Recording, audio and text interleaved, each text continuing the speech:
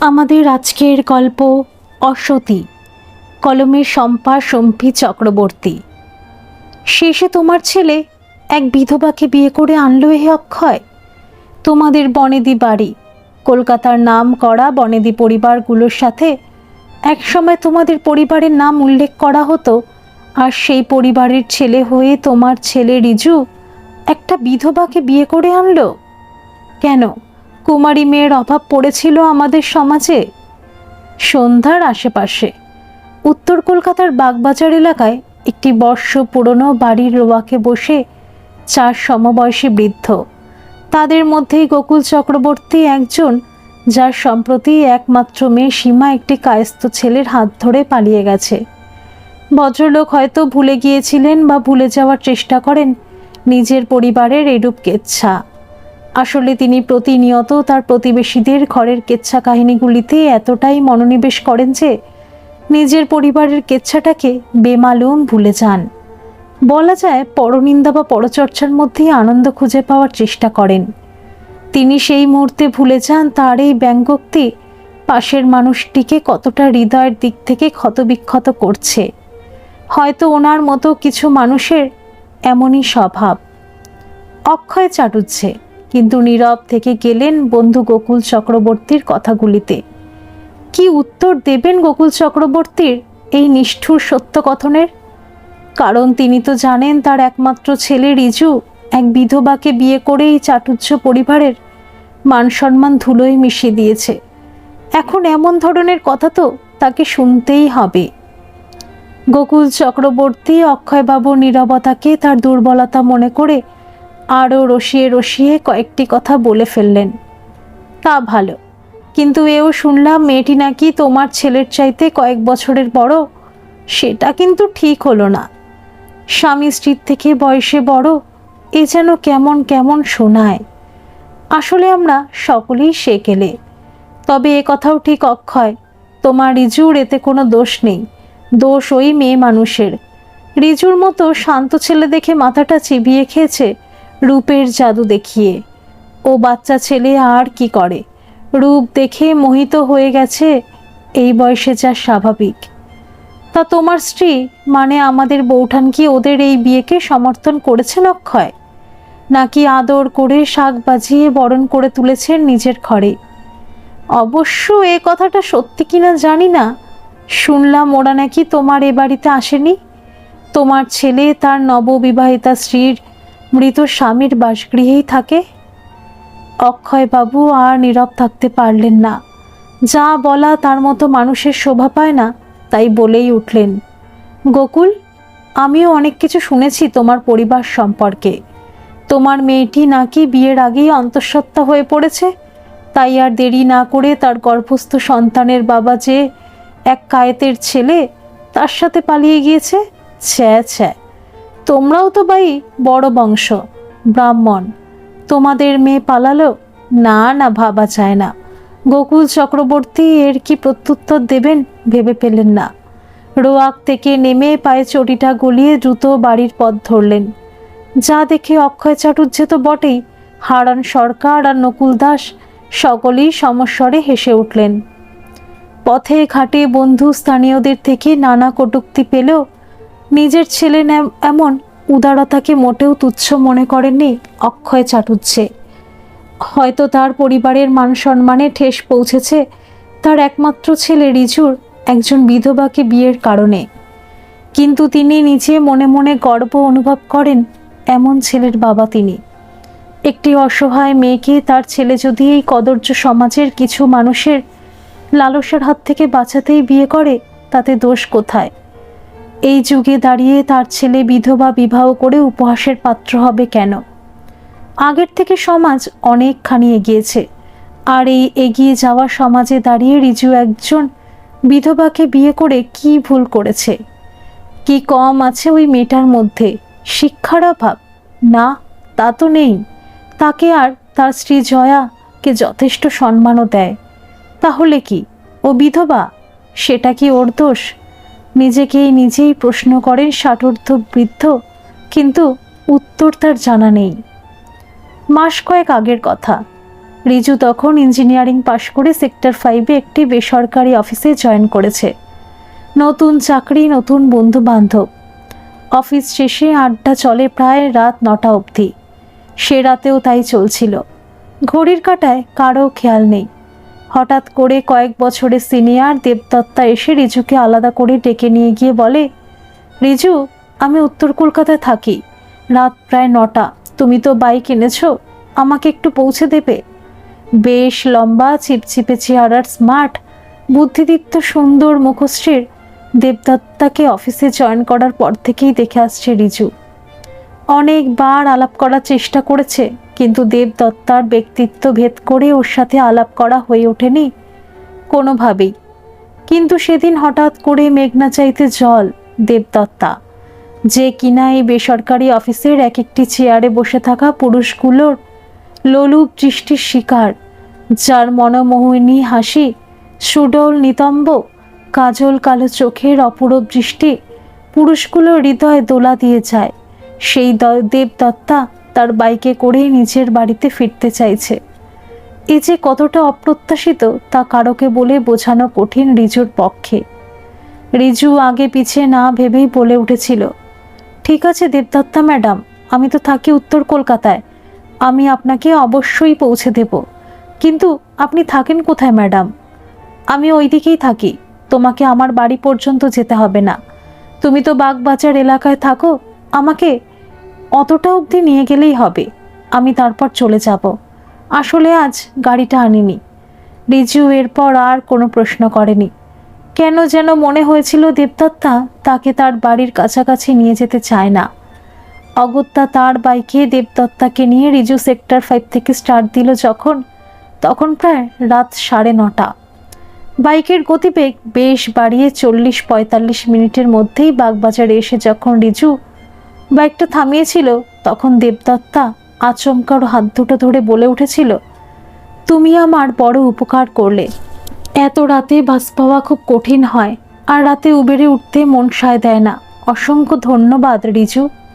হ্যাঁ, তা তো বুঝলাম ম্যাডাম, কিন্তু আপনার বাড়িটা কোথায়? বললে আর একটু পৌঁছে দিতাম। রিজু লক্ষ্য করলেও দেবদত্তা উত্তর দেওয়ার আগেই ওর ফোনটা বেজে উঠল। রিজুর প্রশ্নের কোনো উত্তর না দিয়ে কার সাথে ফোনে কথা বলতে বলতে বিচলিত অবস্থায় দেবদত্তা ফুটপাত ধরে দ্রুত হাঁটতে শুরু করলো। তারপর মিশে গেল অগণিত মানুষের ভিড়ে। ওর চলার ধরন দেখে রিজুর সেদিন বুঝতে অসুবিধা হয়নি যে দেবদত্তা যার সাথে ফোনে কথা বলতে বলতে চলে গেল তার নিশ্চয়ই কোনো গুরুত্বপূর্ণ স্থান রয়েছে দেবদত্তার জীবনে। তাই তার প্রশ্নটা দেবদত্তার কানে গেলেও উত্তর দেওয়া হয়ে ওঠেনি দেবদত্তার। পরের দিন অফিসে এসে আচমকা খবরটা শুনে চমকে উঠেছিল রিজু। দেবদত্তার স্বামী সুইসাইড করেছে। অফিস কলিগদের অনেকেই দেবদত্তার এই দুঃখের দিনে পাশে দাঁড়ানোর জন্য ওর বাড়ি যেতে চায়, কিন্তু আশ্চর্যের বিষয় ওর বাড়ি যে কোথায় তা কারো জানা নেই, কারণ ওর বাড়ির সঠিক ঠিকানা কারো কাছে জানায়নি। বললে বলতো উত্তর কলকাতায়। ওর বন্ধু বান্ধবও এই অফিসে তেমন কেউ ছিল না যে ওর বাড়ির সঠিক ঠিকানাটা জানবে। সকলেই অনুমানের ওপর নির্ভর করে কেউ বলে মানিকতলায় তো কেউ বলে বাগবাজার, একজন তো বলেই বসলো শিয়ালদার আশেপাশে। কেবল রিজুর কেমন যেন মনে হলো বাগবাজার এলাকাতেই দেবদত্তার বাড়ি হবে। গত রাতেও ফুটপাত ধরে চলে গিয়েছিল, কোনো বাস বা অন্য কোনো যানবাহন ব্যবহার করেনি। মুখে কারোকে কিছু বলল না রিজু। মনে মনে সিদ্ধান্ত নিয়েছিল সে একাই দেবদত্তার বাড়ি যাবে। ওর বাড়ি খুঁজে বার করতে কোনো অসুবিধা হবে না যদি তার অনুমান ঠিক হয়। হয়তো এমনই জেদ রিজুকে দেবদত্তার কাছাকাছি এনে দিয়েছিল একদিন। মাসখানেক বাদের কথা। হঠাৎ করে অফিস কলিগ সৌম্য আড্ডা দিতে দিতে সকলকে উদ্দেশ্য করে উঠে বলেছিল, জানিস তোরা দেবদত্তা চাকরি ছেড়ে দিয়েছে। রিজু সহ সকলেই অবাক। প্রকাশ সরকার যে রিজুদের চাইতে কয়েক বছরের বড় হঠাৎ করেই বলে ওঠে, সে কি রে, দত্তা চাকরি ছেড়ে দিল? কিন্তু কেন? ওর বুড়ো স্বামীর মৃত্যু শোক কাটাতে না পেরে? বুড়ো স্বামী? দেবদত্তা কি বয়স্ক লোককে বিয়ে করেছিল? প্রশ্নটা করে উঠেছিল রিজু। আরে হ্যাঁ, বাপের বয়সী একজনকে বিয়ে করেছিল সম্পত্তির লোভে। এখন বুড়োটা মরেছে, সমস্ত সম্পত্তির মালকিনও। ওর আর চাকরির কি দরকার বল? না না, আমার ওকে অমন মেয়ে বলে মনে হয় না। বেশ সহজ সরল ব্যবহার। হয়তো ওর ব্যক্তিত্বপূর্ণ চেহারা ওর সম্পর্কে আমাদের ভুল মনোভাব জাগায়, আসল মানুষটাও অন্যরকম। রিজুর বলে যাওয়া কথাগুলি শোনা মাত্রই সকলেই প্রায় হো হো করে হেসে উঠেছিল। সাথে একথা বলতেও ছাড়েনি যে রিজু দেবদত্তার প্রেমে পড়েছে। প্রকাশ সরকার তো আরও এক ধাপ এগিয়ে বলে উঠেছিল, রিজু আর দেরি করিস না ভাই, স্বামী হারা মহিলা সব শুকিয়ে যাচ্ছে, তুই ওকে সঙ্গ দিয়ে শুকনো শরীরে ফুল ফুটিয়ে দে বাবা, ফাঁকা মাঠে সরাসরি গোল দে। আবারও সকলে হেসে উঠেছিল, যা রিজুর মোটেও ভালো লাগেনি সেই মুহূর্তে। সেদিনই রাতে বাগবাজার এলাকায় একটি অটোর ধাক্কায় একজন মহিলা গুরুতরভাবে জখম হয়েছে শুনে বাইকটা নিয়ে খানিকটা এগিয়ে যেতে গিয়ে রিজুর চোখ চলে গিয়েছিল ভিড়ের দিকে। ফুটপাত ঘেঁষে বাইকটা রেখে ভিড় ঠেলে এগিয়ে যেতে গিয়ে দেখেছিল সালোয়ার কামিজ পরা এক যুবতী অসহ্য যন্ত্রণায় রাস্তায় পড়ে ছটফট করছে। মাথায় লেগেছে অনুমান করা যায়। রক্ত মাথার পিছন দিক থেকে বেরিয়ে রাস্তা দিয়ে গড়িয়ে খানিক জমা ময়লার মধ্যে মিশে যাচ্ছে। নিয়নের আলোয় চিনতে অসুবিধা হলো না রিজুর যুবতীকে। দেবদত্তা! কোনো কথা না বলে দ্রুত দেবদত্তার সামনে গিয়ে ওর শরীরটা পাজা কোলা করে তুলে বেশ উচ্চস্বরে ভিড়ে ঠাসা জনগণের উদ্দেশ্যে বলে উঠেছিল, প্লিজ একটা গাড়ির ব্যবস্থা করুন, ওনাকে হসপিটালে নিয়ে যেতে হবে। বেশ লেগেছে ওনার। কয়েকজন সহৃদয়বান এগিয়ে এসে একটি ট্যাক্সি জোগাড় করে দিলে রিজু দেবদত্তাকে গাড়িতে তুলে দিয়ে বলে উঠেছিল, সামনে যে হসপিটাল পড়বে সেখানে নিয়ে চলুন ভাই, আমি আপনার পেছনে যাচ্ছি আমার বাইকে। একটি বেসরকারি হসপিটালের সামনে ড্রাইভার গাড়িটা দাঁড় করালে দ্রুত রিজু কিছু হসপিটাল কর্মীর সহায়তায় দেবদত্তাকে হসপিটালে ভর্তি করে দিয়ে বাড়িতে একটা ফোন করে। রাত প্রায় 11টা। চিন্তিত বাবা অক্ষয়বাবু আর মা জয়াদেবী ফোনটা ধরে সেই প্রথম জেনেছিলেন দেবদত্তার নামটি এবং তার জন্য তাদের ছেলে রিজু সে রাতে বাড়ি ফিরতে পারবে না। কারণ মেয়েটির অ্যাক্সিডেন্ট হয়েছে, জ্ঞান ফেরেনি, মাথায় চোট লেগেছে। যেহেতু মেয়েটির পরিচিত কারোর সাথে যোগাযোগ করা যাচ্ছে না, তাই ওকে হাসপাতালে ভর্তি করে সব দায় ছেড়ে ফেলে রিজু কখনোই বাড়ি ফিরে যেতে পারে না। মানবিকতা বলে একটা শব্দ আছে। পরের দিন জ্ঞান ফিরলে একজন নার্সকে ডেকে দেবদত্তা জিজ্ঞাসা করেছিল, আচ্ছা আমাকে এখানে ভর্তি করালো কে একটু বলবেন? ম্যাডাম, একজন যুবক, নাম রিজু চ্যাটার্জি। ওনার বাড়ি নাকি বাগবাজার এলাকায়। উনি অফিস থেকে ফেরার পথে জানতে পারেন বাগবাজার এলাকায় একটি অটো একজন মহিলাকে অ্যাক্সিডেন্ট করে চলে যায়। মহিলা মারাত্মকভাবে জখম। আর তখনই উনি কি ভেবে এগিয়ে গিয়ে দেখেন আপনাকে রক্তাক্ত অবস্থায় পড়ে থাকতে। যন্ত্রণায় আপনি ছটফট করছিলেন। উনি তখন আর দেরি না করে তখনই একটি ট্যাক্সিতে আপনাকে তুলে এখানে নিয়ে আসেন। যেহেতু আপনার কাছে মোবাইল ফোন ছিল না, তাই উনি আপনার পরিবারের কারোকে খবর দিতে পারেননি। নিজেই গতকাল রাত থেকে এখানে বসে আছেন। ওষুধ থেকে যাবতীয় প্রয়োজনীয় জিনিস দিয়ে যাচ্ছেন সময় করে। যাই হোক ম্যাডাম, আপনি এখন রেস্ট নিন। আপনার মাথায় আঘাত লেগেছে বেশ। বেশি কথা বলা আপনার পক্ষে মোটেও ভালো হবে না। রিজু চ্যাটার্জি মনে মনে বার কয়েক আওড়েছিল দেবদত্তা। নার্সটিকে উদ্দেশ্য করে বলে উঠেছিল, ওনাকে মানে রিজু চ্যাটার্জিকে কি একবার ডেকে দেবেন? উনি আমার জন্য এত করেছেন, একটা ধন্যবাদ তো ওনার প্রাপ্য। হ্যাঁ, ডেকে দিচ্ছি, তবে বেশি কথা বলবেন না, আপনি এখনও পুরোপুরি সুস্থ হননি। নার্স মেয়েটি চলে গেলে দেবদত্তা আরও কয়েকবার রিজু নামটা আউড়ে যায়। মনে পড়ে যায় অফিস কলিগ রিজুর কথা। কিন্তু ও রিজু আর এই রিজু কি একই মানুষ? ভাবতে ভাবতেই রুমে ঢুকে এসেছিল রিজু।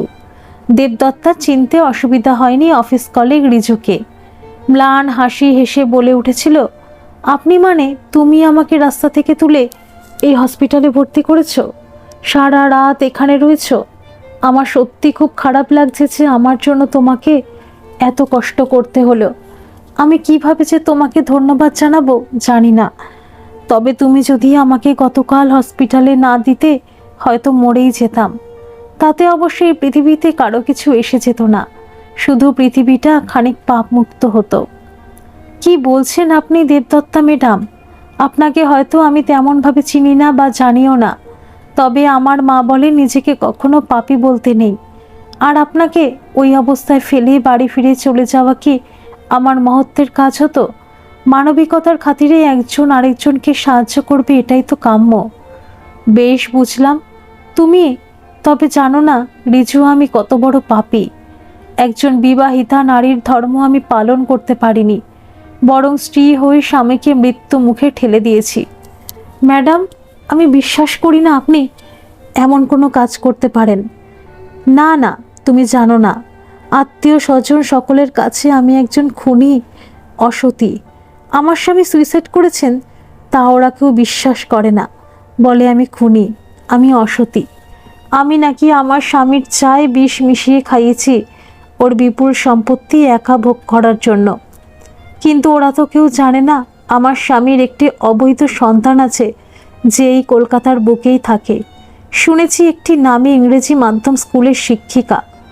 আমি কিন্তু কারোকে বলতে পারিনি সে সত্য, কারণ আমার স্বামী নিজে তা প্রকাশ্যে আসুক চাননি। মেয়েটি এক বারবনিতার মেয়ে, তাকে প্রকাশ্যে আনলে আমার স্বামীর দীর্ঘদিনের কষ্টার্জিত মান সম্মান ধুলোয় মিশে যেতে পারে। মেয়েটির বর্তমান বয়স আমারই কাছাকাছি। বলছেন কি দেবদত্তা ম্যাডাম? আপনার হাজবেন্ডের তাহলে বয়স কত? বিস্ময়ের সাথে প্রশ্নটা করে ওঠে রিজু। বেশি নয়, মাত্র 70 বছর। আপনি বেশি বয়সের একজনকে বিয়ে করেছেন, অফিসের সকলেই কানাঘুষো করত, কিন্তু এত বেশি বয়সের কারোকে বিয়ে করেছেন তা ভাবনারও বাইরে আমার। কিন্তু কেন ম্যাডাম? আপনি সুন্দরী, শিক্ষিতা, চাকরিরতা, তাহলে এমন সিদ্ধান্ত কেন? আমার বাবার চিকিৎসার জন্য। কথাগুলি বলে ম্লান হাসি হেসেছিল দেবদত্তা। বাবার চিকিৎসার জন্য আপনি এমন সিদ্ধান্ত নিলেন? কিন্তু আপনি তো নিজে চাকরি করতেন, আর যে কোম্পানিতে আমরা কাজ করি আমাদের মাস মাইনে যথেষ্ট, তাতে আপনি আপনার বাবাকে অনায়াসে সুস্থ করে তুলতে পারতেন। তাহলে সব কিছু জানতে চাও রিজু? কিন্তু কেন? আমার সম্পর্কে তোমার এত কৌতূহল কেন? জানি তুমি গতকাল থেকে আজ অবধি আমার জন্য অনেক করেছো, তার জন্য আমি কৃতজ্ঞ। কিন্তু এত কিছু জানতে চেও না, যা শুনলে তোমারও আমার প্রতি ঘৃণা জাগবে, আমাকে তোমার অসতী বলে মনে হবে। ম্যাডাম, সতী বা অসতী এসব কিছু মানুষের মন গড়া এক একটা শব্দ, যা বিভিন্ন নারীর ক্ষেত্রে বিভিন্ন মানুষ বিভিন্নভাবে ট্যাগিয়ে দিয়েছে। আদৌ কি সতী বা অসতীর সঠিক সংজ্ঞা আমরা জানি? আর যদি সে সংজ্ঞা নারীদের ক্ষেত্রে প্রযোজ্য হয়, পুরুষদের ক্ষেত্রে হবে না কেন?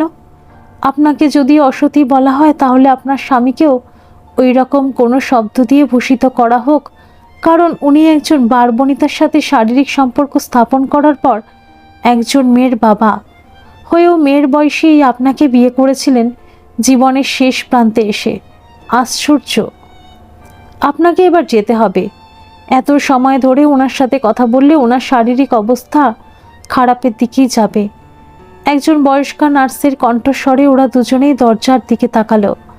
দেবদত্তা মৃদু হেসে বলল, তোমার যখন আমাকে এত পছন্দ হয়েছে, তখন আমার জীবনের গল্প তোমাকে কাল বলবো।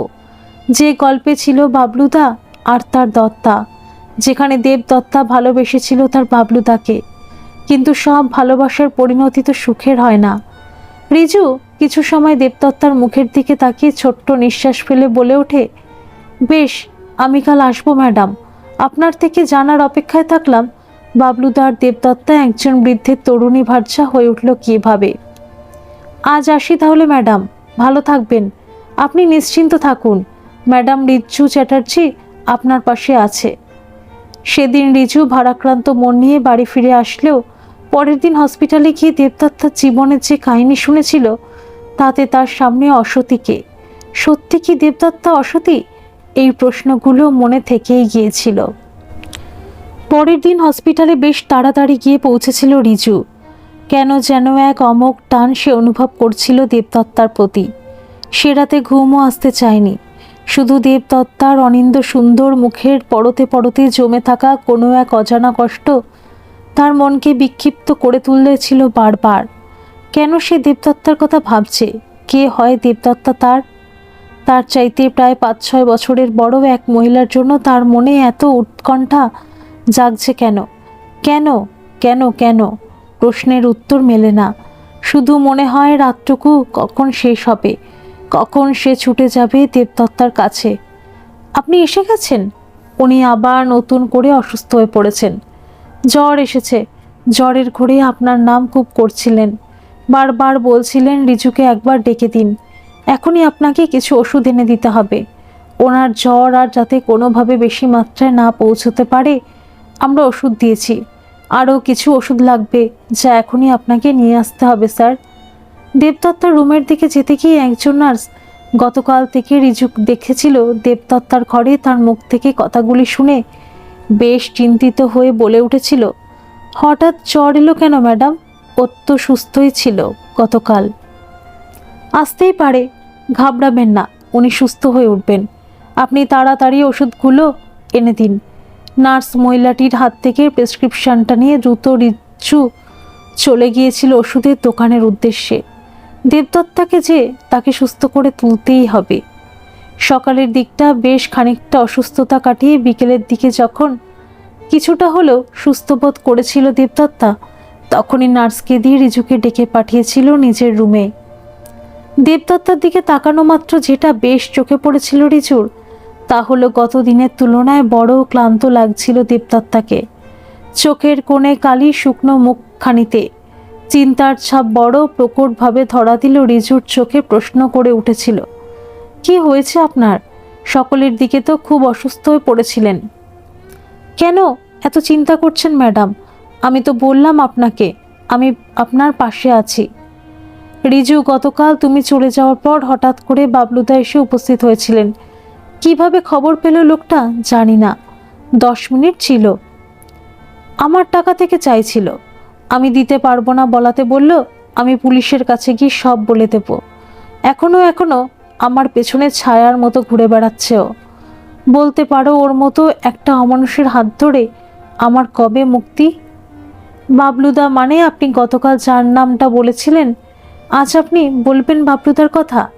কিন্তু ওনার সাথে আপনার বিরোধ কোথায়? আপনার কথা শুনে যতদূর মনে হয়েছিল উনি আপনাকে ভালোবাসতেন আর আপনিও। আর টাকা পুলিশ এসব তো আমার মাথায় কিছুই ঢুকছে না। সব বলবো, তোমাকে ছাড়া আমি কাকে বলবো রিজু? জীবনের প্রথমবার তোমার মতো একজন পুরুষ মানুষকে পেলাম যাকে সবটুকু বলা যায়। হ্যাঁ ঠিক বলেছ, ভালোবাসতাম। আর এও জানতাম বাবলুদাও আমাকে ভালোবাসে। সে তার দত্তাকে ছাড়া আর কারোকে ভালোবাসে না। কিন্তু আমি ভুল। বাবলুদা যে আমাকে নয় আমার দিদিকে ভালোবাসতো তা জানতামই না। তবে দিদিকেও কতটা ভালোবাসতো তার ঠিক নেই। তাহলে আমার সাথে সাথে সমানভাবে দিদিকে ঠকিয়ে বাবলুদা কখনোই বিয়ে করতে পারতো না এক ধনী পরিবারের মেয়েকে। দুর্ভাগ্য আমার দিদির, কারণ তখন সে অন্তঃসত্ত্বা, বাবলুদার সন্তান ওর গর্বে। আর তাই বাবলুদাকে ভালোবেসে ঠকে গেছে জেনে পাগলিটা দিদিটা আমার নিজের মাথা ঠিক রাখতে পারলো না, সুইসাইড করলো। একদিন রাতে গলায় দড়ি দিয়ে নিজের সাথে একটা নিষ্প্রাণ প্রাণকে ও শেষ করে দিল।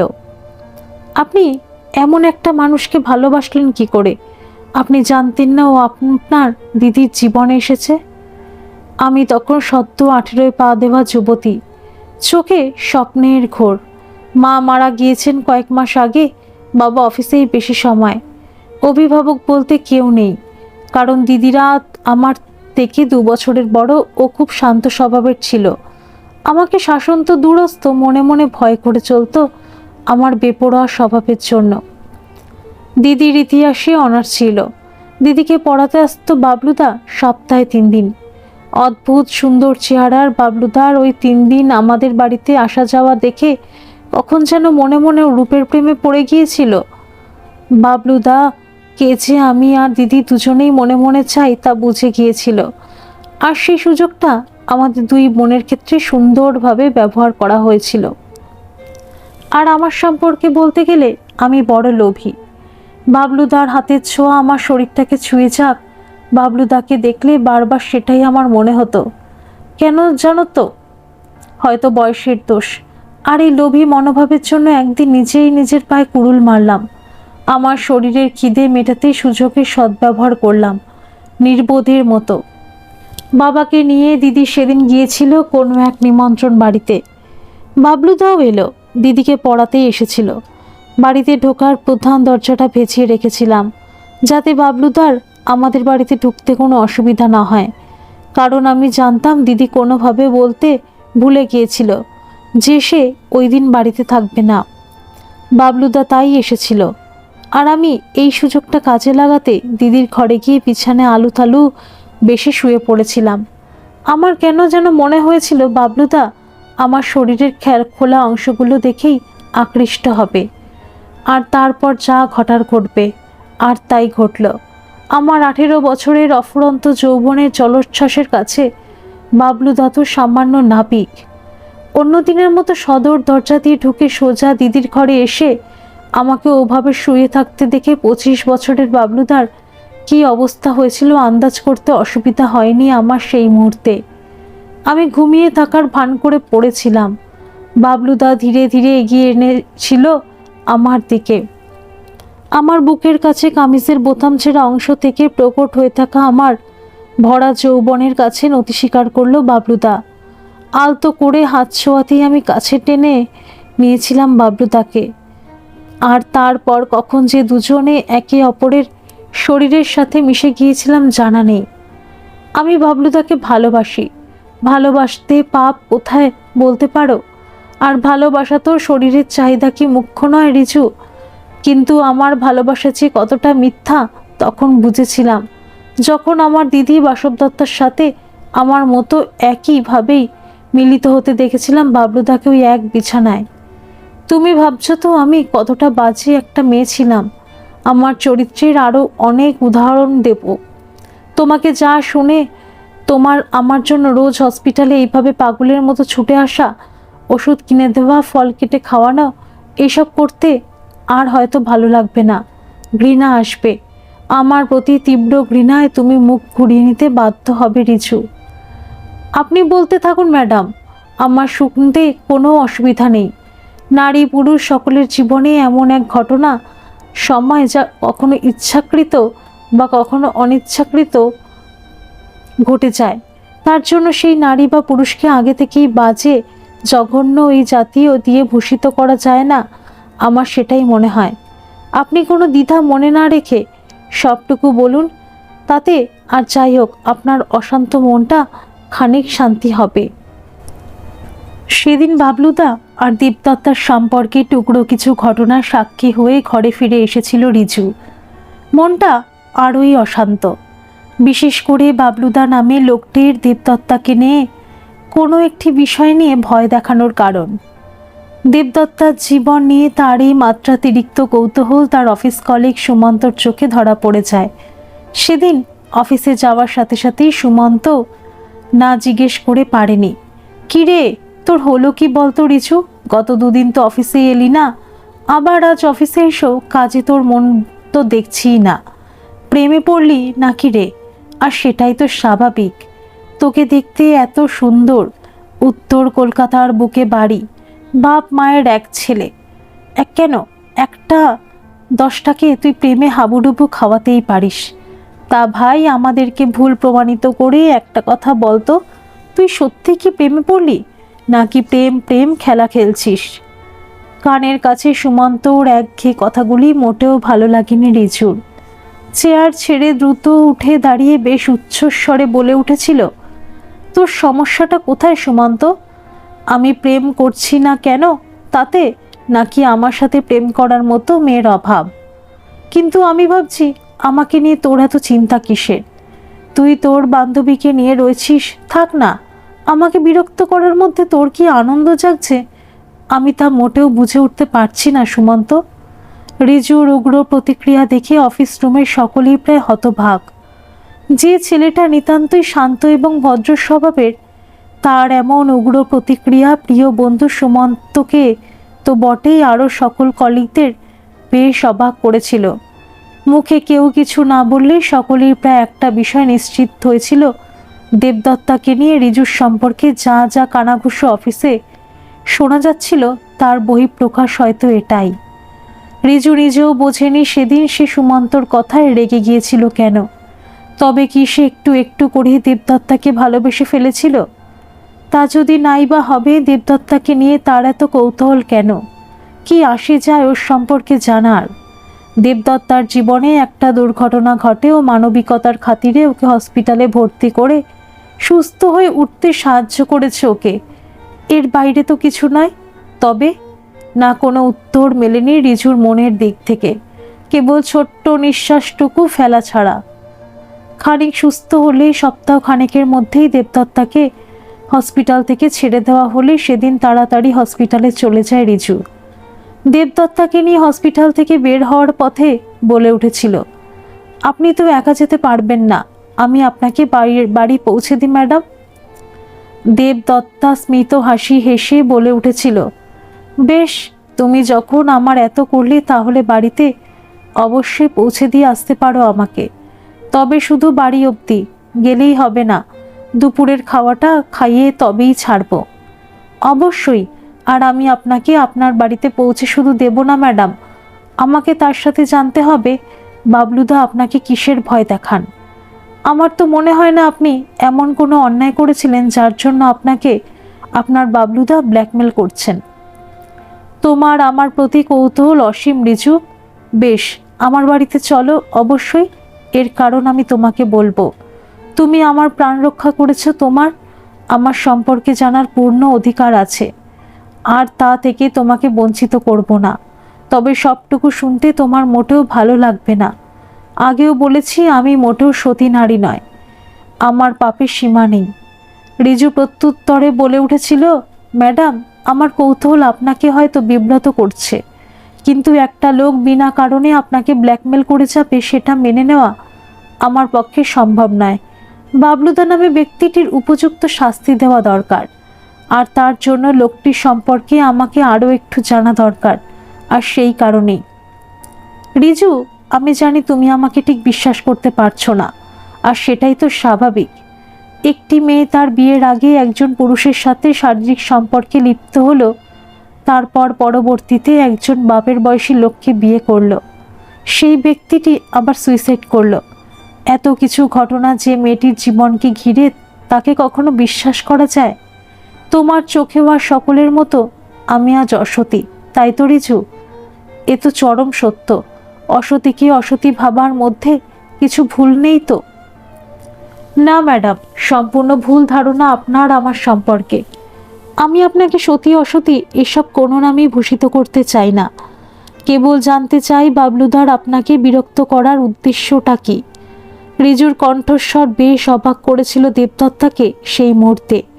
বাবলুদাকে নিয়ে রিজুর এত কৌতূহল, অথচ যে বয়স্ক ব্যক্তিটির সে স্ত্রী ছিল যার মৃত্যু হয়েছে কিছুদিন আগে, তাকে নিয়ে রিজুর প্রশ্নটাও এমন নেই।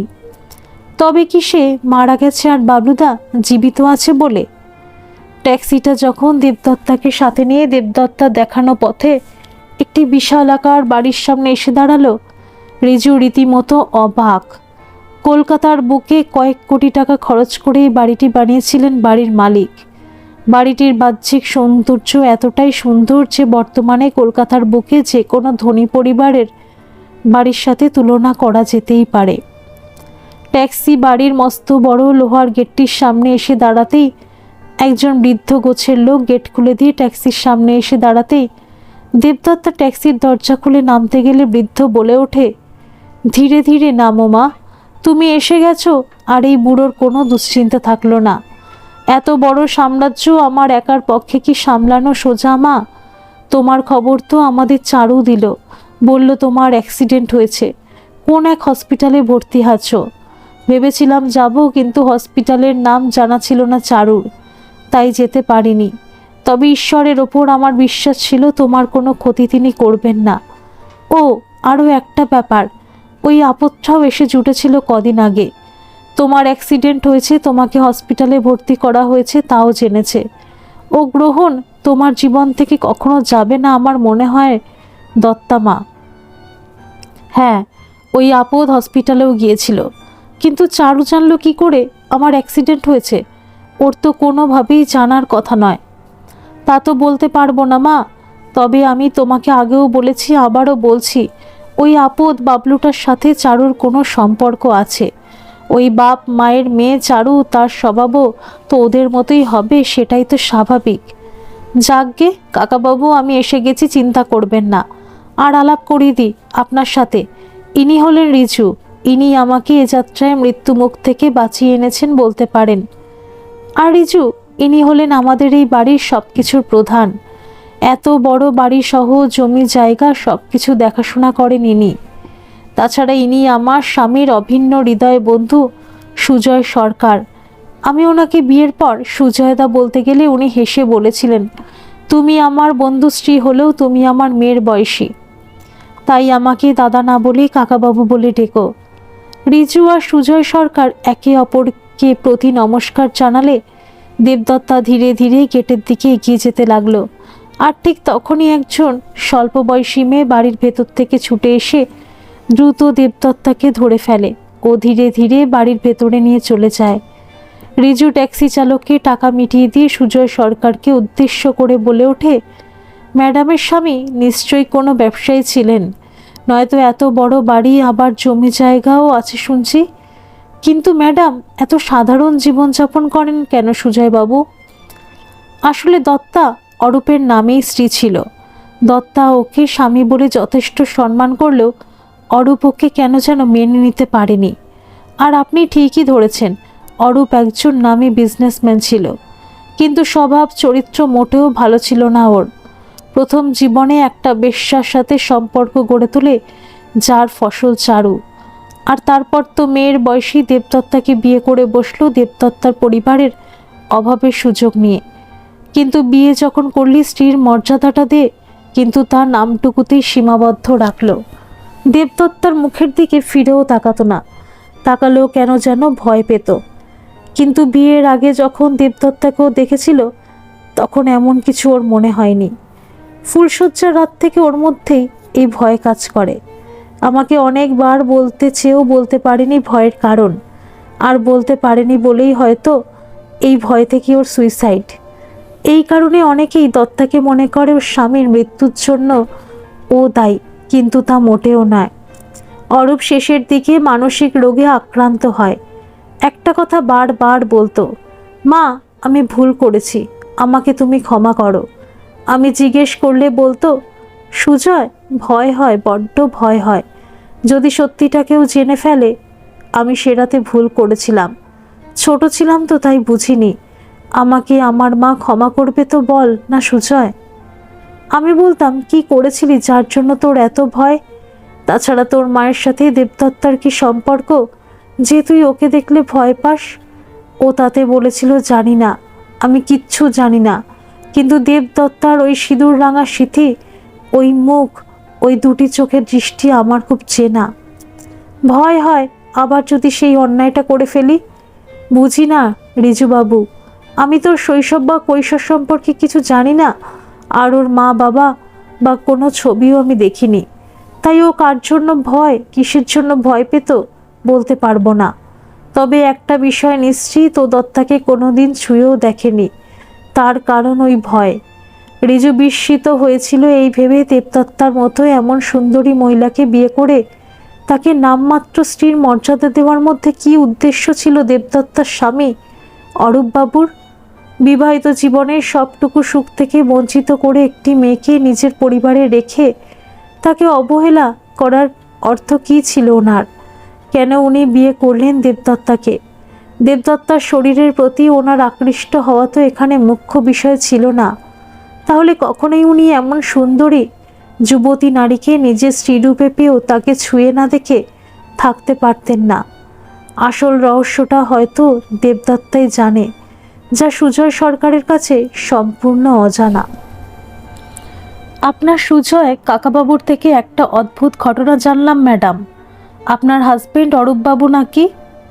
বিশাল আকার শ্বেত পাথরের ডাইনিং টেবিলের এক প্রান্তে দেবদত্তা, অপর প্রান্তে রিজু। টেবিলে রাখা রয়েছে বিভিন্ন পদের রান্না। একজন বয়স্কা মহিলা কিছু কিছু খাবার দেবদত্তার বাটিতে ও রিজুর বাটিতে তুলে দিয়ে দেবদত্তাকে বলে ওঠে, বৌদি আমি এবার যাই। দেবদত্তা মহিলাটিকে চলে যেতে বলে এবং যাওয়ার সময় সে যেন সুজয় কাকাবাবুকে বলে বাড়ি যায় সে কথা বলে রিজুর দিকে তাকায়। রিজু হঠাৎ করে এমন প্রশ্ন করবে মনে হয় এক মুহূর্তের জন্য ভাবেনি দেবদত্তা। বিস্মিত হয়, বেশ কিছু নীরব থেকে বলে ওঠে, রিজু আমার প্রতি তোমার এত কৌতূহল কেন আমি ঠিক বুঝে উঠতে পারছি না। কারণ আমি তোমার কে? তুমি আমাকে রাস্তা থেকে তুলে হসপিটালে ভর্তি করেছো, আমি সুস্থ হয়েছি তোমার জন্য, আমি বারবার তার জন্য তোমাকে কৃতজ্ঞতা জানাচ্ছি। তুমি আমার আর বাবলুদার সম্পর্কে জানতে চাও, আমি তোমাকে বলবো, কিন্তু আমার স্বামীর সম্পর্কে আমি কিছু বলবো না। আমি চাই না একজন মৃত মানুষকে নিয়ে আর কোনো আলোচনা হোক। কিন্তু কেন ম্যাডাম, কেন আপনি বলতে চান না অরূপবাবুর সম্পর্কে? রিজু তুমি খুব জেদি। কি হবে তার সম্পর্কে জেনে? তিনি ভালো না মন্দ মানুষ ছিলেন সেটা আলোচনা করা আজ অপ্রাসঙ্গিক। তবু তোমার যখন জানার কৌতূহল তবে বলতে আপত্তি নেই আমার। আসলে যে মানুষটা আমাকে এত কিছু দিয়ে গেছেন, মান সম্মান সম্পত্তি, এমনকি যতদিন আমার বাবা অসুস্থ ছিলেন ততদিন তার বিশাল অঙ্কের চিকিৎসার খরচ খরচা উনি দিয়ে গেছেন, সেই মানুষটার কাছে আমি হয়তো পুরোপুরি একজন স্ত্রীর অধিকার লাভ করতে পারিনি। তবু ওনার দানকে আমি কি করে ছোট করে ওনার জীবনের কিছু অন্ধকারময় কাহিনী তুলে ধরি বলতে পারো? তবু যখন জোর করছো বলবো, কারণ তুমি আমার একজন প্রকৃত বন্ধু। এই কয়েকদিনে আমি বুঝেছি। তবে একটা কথা মনে রেখো, আপাত দৃষ্টিতে কারোকে খারাপ বা মন্দ মানুষ মনে হলেও তা সত্য হয় না সব ক্ষেত্রে। যেমন তেমন ভালো মানুষের মুখোশে ঢাকা মানুষগুলো যে ভালো তা মোটেও নয়। মুখোশ খুলে গেলে কদর্য চেহারাটা সামনে এসে দাঁড়ায়। যাই হোক, সেদিন থেকে ঘটনাটা বলি যেই দিন ওনার সাথে আমার প্রথম পরিচয় হয়। দিদি মারা যাওয়ার পর বাবা তখন ঘোরতর অসুস্থ। ডাক্তার বললেন ওনার মানসিক অসুস্থতার সাথে উনি শারীরিকভাবেও অসুস্থ। চিকিৎসায় ধরা পড়ল বাবার ফুসফুসে ক্যান্সার। ওষুধের খরচ অনেক। মায়ের যা গয়না ছিল তা আমার ইঞ্জিনিয়ারিং পড়তে গিয়ে শেষ। বাবা সাধারণ একটি বেসরকারি অফিসের কেরানি ছিলেন। রোজগার বলতে তেমন কিছুই ছিল না। দিদির বিয়ের জন্য কিছু টাকা জমিয়েছিলেন। দিদির মৃত্যুর পর সেই টাকা দিয়ে বাবার চিকিৎসা শুরু করলাম। কিন্তু সেই সামান্য টাকায় এত বড় রোগের কি খরচ চালানো যায়? অসম্ভব। আত্মীয় স্বজন তো আমাদের মুখ দেখত না বলতে গেলে। দিদির মৃত্যু, তাও আবার কুমারী অন্তঃসত্ত্বা মেয়ের গলায় দড়ি দিয়ে মরা, সকলেরকে আমাদের প্রতি ঘৃণা ছাড়া আর কিছুই জোটে না। অগত্যা কাজ খুঁজতে লাগলাম। ইঞ্জিনিয়ারিং কমপ্লিট হতে তখনও 2 বছর বাকি। ছেড়ে দিলাম কলেজ। হন্যে হয়ে ঘুরতে লাগলাম চাকরির জন্য। আর এমনি সময় একদিন নিউজ পেপারে একটি কোম্পানির খবর পাই, ওদের পারফিউমের বিজনেস। দেশে তো বটেই, বিদেশেও পারফিউম সাপ্লাই করে। চলে গেলাম ওদের হেড অফিসে নিউজ পেপারে দেওয়া ঠিকানা অনুযায়ী। ঝা চকচকে অফিস, নারী পুরুষ নির্বিশেষে সকলেই কাজ করছে। আমি যেতেই একজন বছর 26-এর যুবতী সুন্দর বেশভূষা আমাকে নিয়ে গেল অফিসের মালিক বিখ্যাত বিজনেসম্যান অরূপ সেনের কাছে। আমি ওনার ঘরে ঢোকা মাত্র উনি বেশ কিছু সময় আমার দিকে তাকিয়েই রইলেন। তারপর চেয়ারে বসতে বললেন। আমি চাকরি করতে ইচ্ছুক কেন জানতে চাইলে আমি সবিস্তারে বলি। উনি মন দিয়ে শোনেন এবং সেই দিনই উনি আমাকে ওনার পার্সোনাল অ্যাসিস্ট্যান্ট করে নেন এবং আমার কল্পনার অতীত আমার মাস মাইনে 25,000 টাকা। আমি ওনাকে কিভাবে ধন্যবাদ জানাবো ভেবে পাইনি। শুধু ওই মুহূর্তে ওনাকে আমার দেবতা ছাড়া আর কিছু মনে হয়নি। তারপর আমার শুরু হলো নতুন চাকরি, সাথে পড়াশোনাটাও শুরু করলাম। কিন্তু বাবার চিকিৎসার জন্য যে পরিমাণ অর্থের প্রয়োজন তার কোনো সমাধান হলো না। কয়েক মাস যেতে ওনার সাথে কাজ করতে করতে একদিন বলেই ফেললাম, স্যার আপনার দয়া আমার বাবাকে নিয়ে চলে যাচ্ছে বেশ। আমি পড়াশোনাও আবার শুরু করেছি, কিন্তু বাবার চিকিৎসা খরচ আমাকে ভাবিয়ে তুলেছে। ওষুধ ও নানা রকম শারীরিক পরীক্ষা নিরীক্ষা করতেই কয়েক লাখ টাকার প্রয়োজন হয়ে পড়ছে। আমি যা মাইনে পাই, তাতে তোমার বাবার চিকিৎসা খরচ চালানো অসম্ভব। তবে তোমার এই সমস্যার সমাধান আমি করে দিতে পারি অবশ্যই, তা তোমার পূর্ণ সমর্থন নিয়ে। আর তুমি তা হলো আমাকে বিয়ে করো। আমি জানি তুমি অবাক হচ্ছ, আমাকে তোমার বাজে লোক বলে মনে হচ্ছে, কিন্তু এছাড়া আমার পক্ষে তোমার বাবার বিপুল অঙ্কের চিকিৎসার খরচা চালানো আমার পক্ষে অসম্ভব। কারণ আমার এই কোম্পানিতে অনেক লোক কাজ করে, প্রায় সকলেরই অনেক সমস্যা, কিন্তু তাদের আমি এভাবে অর্থ সাহায্য করি না। অথচ তোমাকে আমি অর্থ সাহায্য যদি করি ব্যাপারটা দৃষ্টিকটু লাগবে, কিন্তু আমাকে যদি তুমি বিয়ে করো কোনো সমস্যাই নেই, কেউ আঙুল তুলতে পারবে না। এখন সবটাই তোমার সিদ্ধান্ত। তুমি রাজি থাকলে তোমার বাবার আজীবনের চিকিৎসার খরচ আমার। আমি দেখলাম অর্থশালী, বাবার সব খরচ খরচাও দেবে, আমার আর কি শরীরটুকু তো দেওয়া। রাজি হয়ে গেলাম, আর বিয়েও হয়ে গেল, আর জীবনে শুরু হলো এক নতুন অধ্যায়। ফুলশয্যার রাত, আমি নববধূ সাজে বসে আছি বাবার বয়সী আমার স্বামীটিকে দৈহিক সুখ দেব বলে। যথারীতি উনি এলেন। ঘরের দরজা বন্ধ করে রাতবাতির আলোয় আলোকিত অদ্ভুত মায়াবী পরিবেশে এসে বসলেন ফুলে ফুলে সজ্জিত খাটটিতে। আমি প্রস্তুত, শরীর মন দুটো দিক দিয়ে। উনি আমার ডান হাতটা ধরে আলতো চাপ দিয়ে নিজের কাছে টানার চেষ্টা করলেন। আমি তো সেই মুহূর্তের অপেক্ষায়। বুকের ওপর থেকে আঁচলটা সরিয়ে দিয়ে ওনাকে প্রলুব্ধ করার চেষ্টা করলাম, কিন্তু একই উনি আমার মুখের দিকে তাকিয়ে কেমন যেন থরথর করে কেঁপে উঠলেন। বিছানা ছেড়ে উঠে দাঁড়ালেন দ্রুত, তারপর প্রায় টলতে টলতে ঘরের দরজা খুলে বেরিয়ে গেলেন। কেন যেন মনে হয়েছিল উনি আমাকে দেখে ভয় পেয়েছেন, কিন্তু কেন?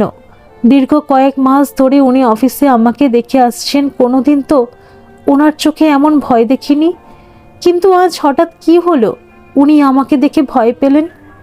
আশ্চর্য। আপনাকে দেখে অরূপবাবু ভয় পেলেন? কিন্তু কেন ম্যাডাম? আপনি সুন্দরী শুধু নয়, অপরূপা। আপনার সাথে ওনার পরিচয় অনেক দিনের। এমন নারীকে নিজের স্ত্রীরূপে পেয়ে ওনার মনে ভয় জাগলো? আপনাকে দেখে ওনার ভয় পাওয়ার তো কোনো কারণ দেখি না। এই কেনর উত্তর অনেক পরে পেয়েছি রিজু। তার আগে আরও কিছু ঘটনা ঘটে যায় আমার জীবনে। বলতে পারো ফুলশয্যার পর থেকে আমার ঘরে তো নয়, এমনকি আমার ঘরে ত্রিসীমানায় অরূপ আসতেন না। যা কথা হতো অফিসে বা খাবার টেবিলে, তাও আমার মুখের দিকে নাক তাকিয়েই। একদিন তো অফিসে নিজের ঘরে ডেকে পাঠিয়ে ওনার অফিস থেকে পুরোপুরি ছুটি দিয়ে দিলেন আমাকে। বললেন বাড়িতে থাকো, আর তো তোমার কাজের কোনো প্রয়োজন নেই দত্তা। তোমার বাবাও এখন সুস্থ, পারলে পড়াশোনাটা সম্পূর্ণ করো, বাবাকে নিজের কাছে এনে দেখাশোনা করো। আমি মেনে নিলাম, পড়াশোনাতেও মনোযোগ দিলাম, আর ভালো রেজাল্টের সাথে সাথে সেক্টর 5-এ নামি বেসরকারি সংস্থায় চাকরিটাও পেয়ে গেলাম। ও আপত্তি করল না। ওনার থেকে আমার দূরে থাকাটাই ওনার কাছে বেশি সুখের ছিল। দিনগুলো কেটে যাচ্ছিল বেশ।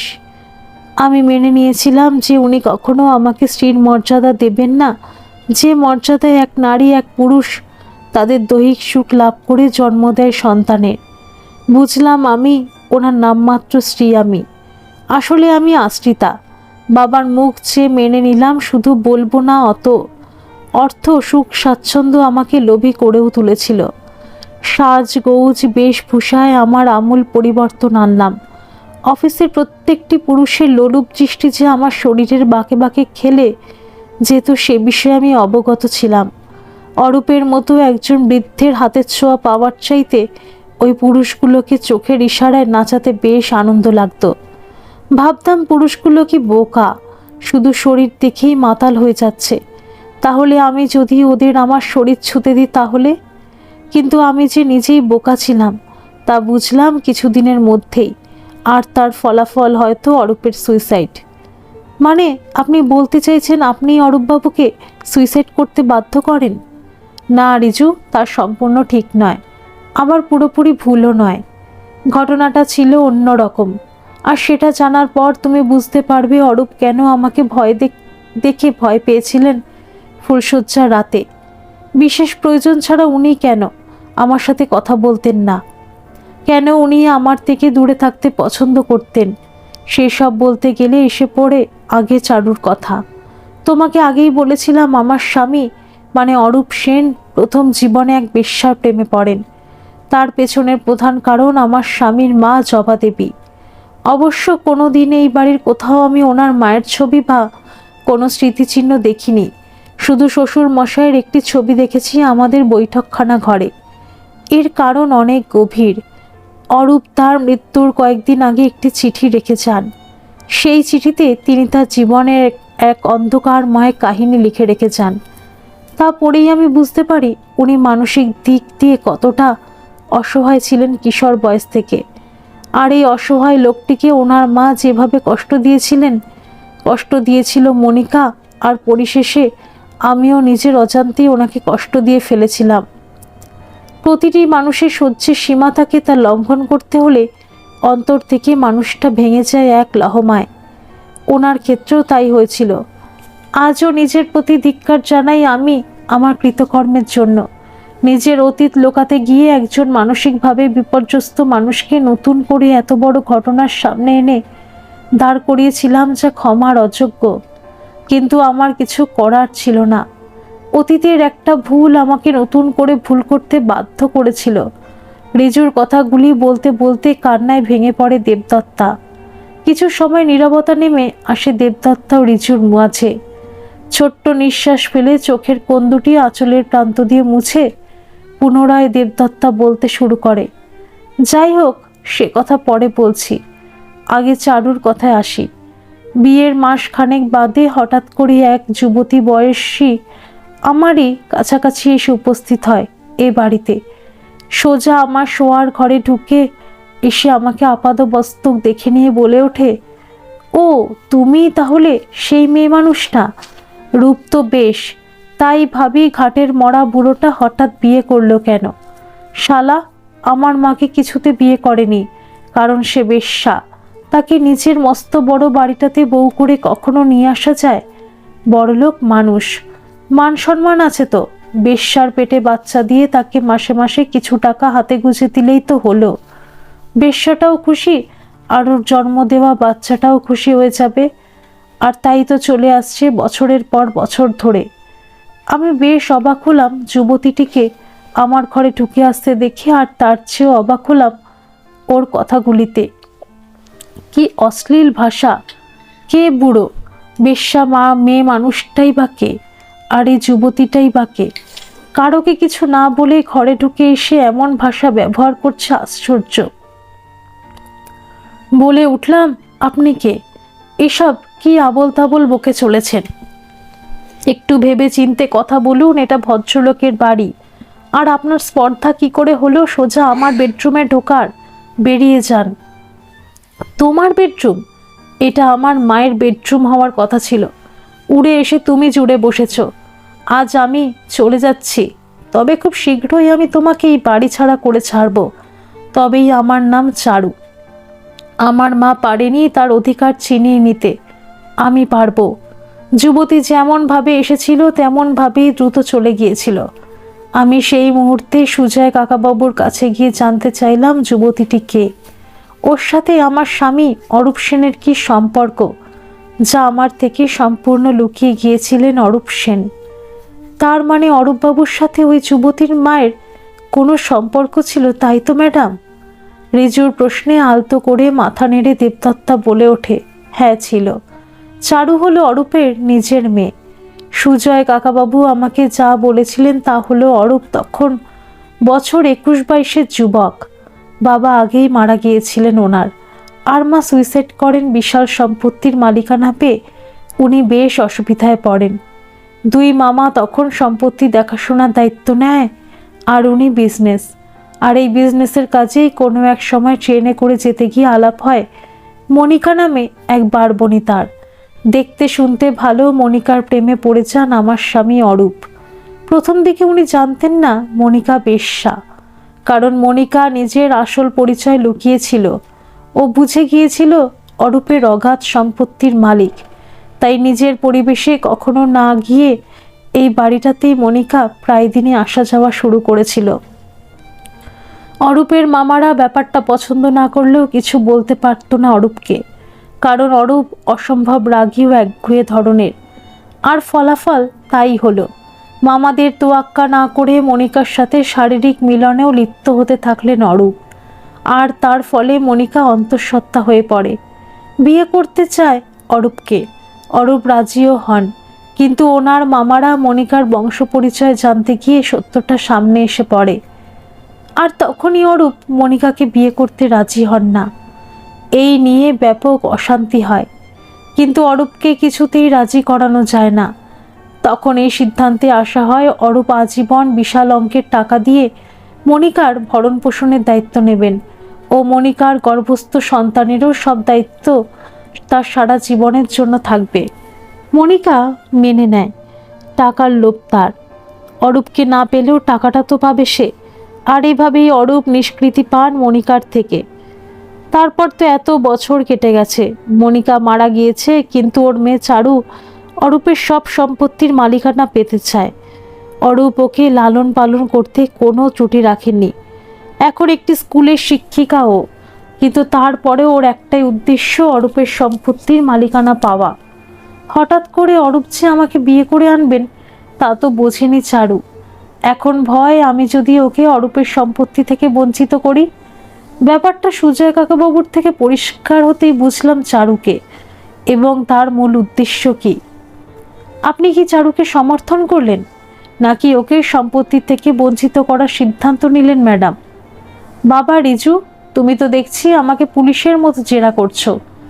না, আমি ওকে সমর্থনও করিনি, আর ওকে সম্পত্তি থেকে বঞ্চিত করারও কোনো ইচ্ছা আমার নেই। কিন্তু ও যদি সত্যি সত্যি বাবলুদাকে সাথে নিয়ে আমার আবারও ক্ষতি করতে চায়, আমি ওকে ছেড়ে দেব না।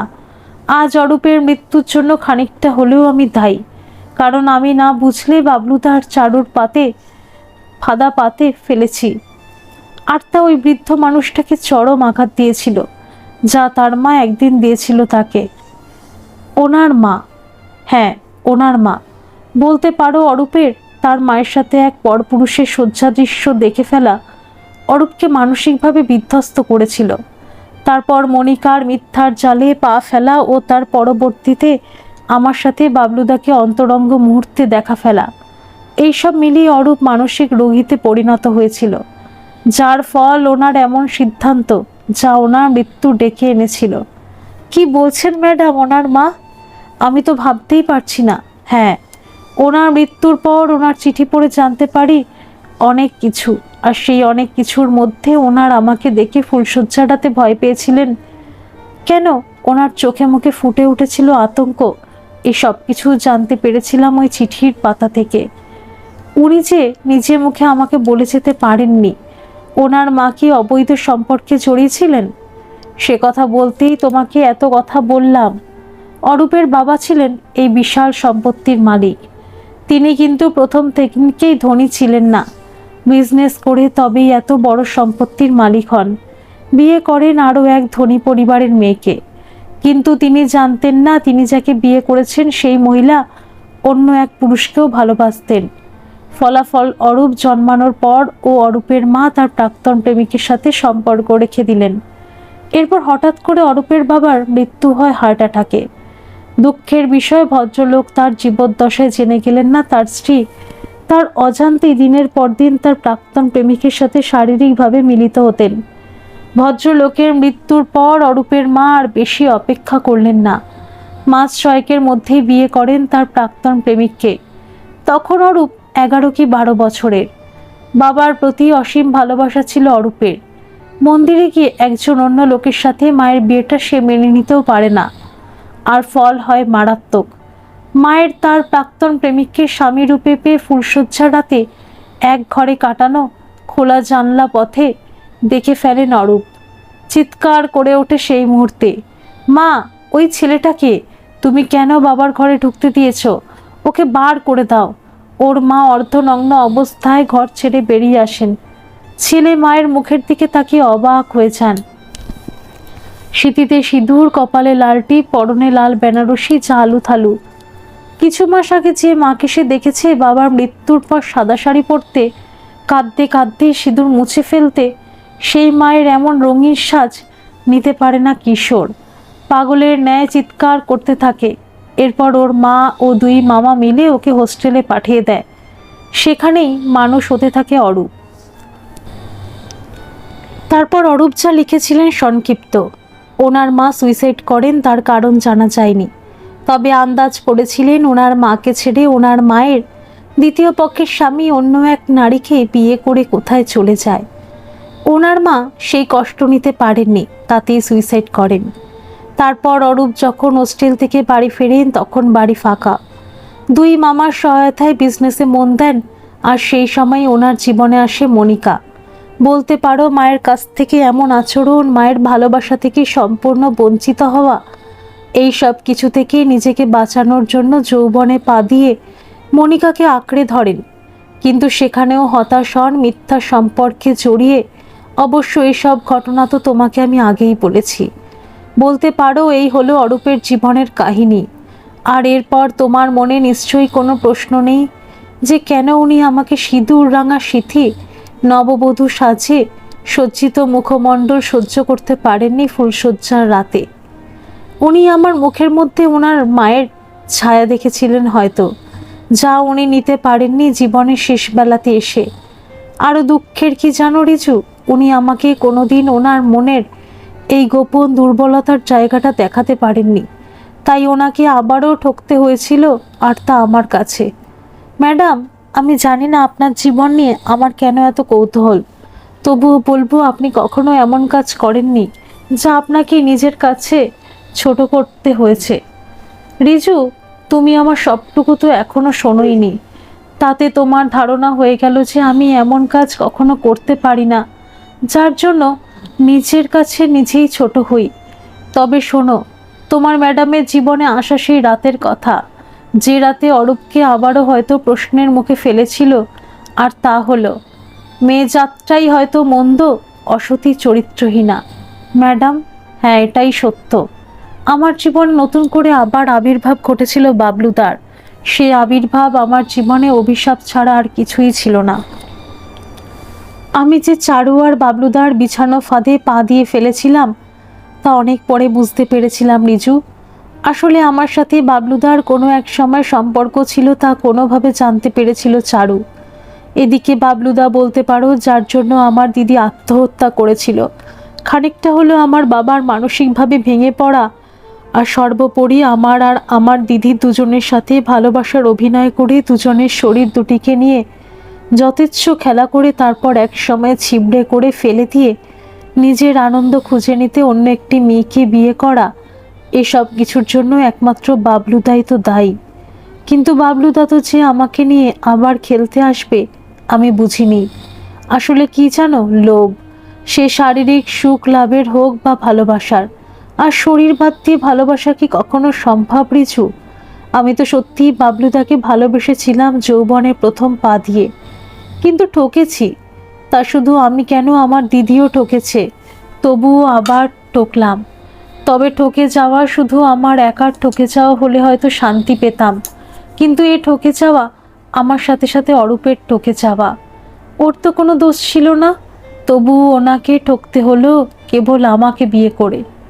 বুঝেছি, বাবলুদার আপনার জীবনে প্রবেশ অরূপবাবুকে আঘাত করেছিল। না, শুধু প্রবেশ, হয়তো তিনি কিছু মনে করতেন না, কিন্তু এমন প্রবেশ মেনে নেওয়া কোনো পুরুষের পক্ষে অসম্ভব ছিল।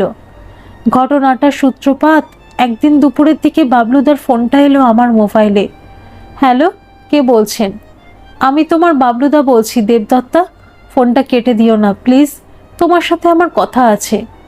আসলে আমি খুব বিপদে পড়েছি, তুমি ছাড়া আমাকে এ বিপদ থেকে কেউ উদ্ধার করতে পারবে না দেবদত্তা। কে বাবলুদা? আমি কোনো বাবলুদাকে চিনি না। অস্বীকার করলাম, কিন্তু ও নাছোড়। প্লিজ দেবদত্তা, একবার শোনো আমার কথা। আমি অনেক কষ্টে তোমার নাম্বারটা পেয়েছি। আমার একটা কাজের খুব দরকার।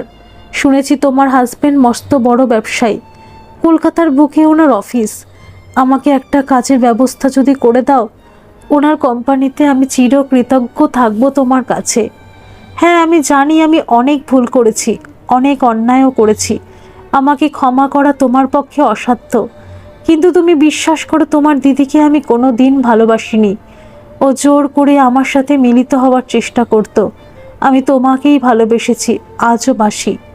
আর সেই ভালোবাসার নামে শপথ করে বলছি আমি নিরুপায়। আমার একটা চাকরির খুব দরকার। রাগে শরীরটা আমার জ্বলে উঠেছিল সেই মুহূর্তে। কি অকপটে মিথ্যা বলে চলেছে লোকটা। আমাকে বা আমার দিদিকে ও কারোকেই কখনো ভালোবাসেনি।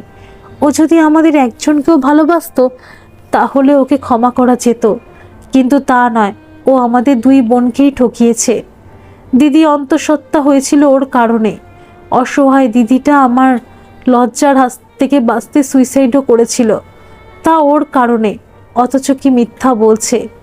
সব জেনেও একটি মেয়েকে বিয়ে করলো টাকা আর সম্পত্তির লোভে। বলে উঠলাম, ও আচ্ছা, আপনি সেই বাবলু ঘোষ যিনি আমাদের বাড়িতে আসতেন আমার দিদিকে পড়াতে। তারপর দুই বোনের শরীর মন দুটো নিয়ে খেলা করে বেমালুম এক বোনকে প্রেগনেন্ট করে পালিয়ে গেলেন অর্থের লোভে অন্য একটি মেয়ের হাত ধরে। অবাক লাগছে আপনার মতো নির্লজ্জ মানুষ কি করে আবার আমাকে ফোন করেন। কিন্তু আমি তো শুনেছিলাম আপনি কোনো এক বড়লোকের মেয়েকে বিয়ে করেছেন। তাহলে আপনার এমন অবস্থা হলো কি করে যে আমার হাজব্যান্ডের কাছ থেকে চাকরি চাইছেন? আপনার আত্মমর্যাদায় লাগছে না, নাকি আপনার আত্মমর্যাদা বলে কিছুই নেই? আমি জানি তুমি আমাকে ক্ষমা করবে না, তবু আমার সব কথা শুনলে আমাকে তুমি ক্ষমা করতে বাধ্য হবে দেবদত্তা। আমি আপনার কোনো কথাই শুনতে চাই না। তাছাড়া আপনার সাহস হয় কি করে একজন বিবাহিত মহিলাকে ফোন করে ডিস্টার্ব করার? আর কোনো দিন আমাকে ফোন করবেন না। সেদিন এমনই কিছু কটু কথা বলেই লাইনটা কেটে দিয়েছিলাম, কিন্তু তাতেও কি আমি লোকটার হাত থেকে মুক্তি পেয়েছিলাম? না, পাইনি। বরং পরের দিন বাবলুদা সরাসরি চলে এলো আমাদের এই বাড়িটিতে এবং অরূপের উপস্থিতিতে। অরূপকে বাবলুদা নিজের পরিচয় দিল আমার মামাতো দাদা। অরূপ তো ভীষণ খুশি। সে বাবলুদাকে আমাদের এই বাড়ির একটি ঘরে থাকার অনুরোধ করলো। এমনকি বাবলুদাকে নিজের কোম্পানিতে একটি বড় পোস্টে নিযুক্ত করলো। ওর অসহায়তার কাহিনী শুনে আমি বা বাবা দুজনেই ভয় পেলাম, কিন্তু কিছু করার নেই। বাবলুদা তার আগেই আমাকে আড়ালে নিয়ে গিয়ে বলে, দেবদত্তা, আমি তোমাকে সত্যিই ভালোবাসি। তুমি ভাবছো মিথ্যা বলছি তা নয়। আমি বাধ্য হয়েছিলাম অন্য একটি মেয়েকে বিয়ে করতে, কারণ মেয়েটি আমার মায়ের বান্ধবীর মেয়ে।